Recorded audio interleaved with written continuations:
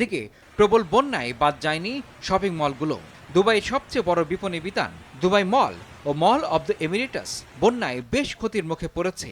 গোড়ালি সমান পানিতে ডুবে আছে মেট্রো স্টেশন। কর্মকর্তারা বলছেন, বর্তমানে নির্দিষ্ট কিছু রুটে মেট্রো চলাচল অব্যাহত রাখা হয়েছে। স্টেশনগুলো লাল ও সবুজ লাইনে রক্ষণাবেক্ষণের কাজ চলছে।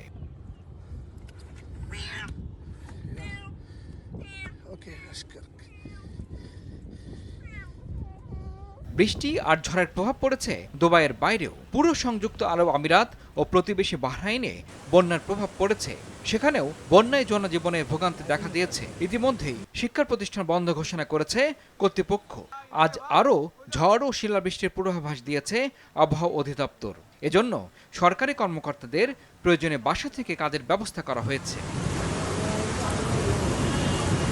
ওমান হয়ে ঝড় বৃষ্টি সংযুক্ত আরব আমিরাত ও বাহরাইনে আঘাত হেনেছে।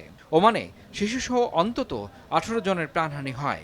রাষ্ট্রায়ত্ত গণমাধ্যম বলছে, 1949 সালে রেকর্ড রাখার পর থেকে এবার সর্বোচ্চ বৃষ্টি হয়। 1971 সালে ইউএই গঠন করার পর এটাই বৃষ্টির সর্বোচ্চ রেকর্ড বলে জানায় কর্তৃপক্ষ।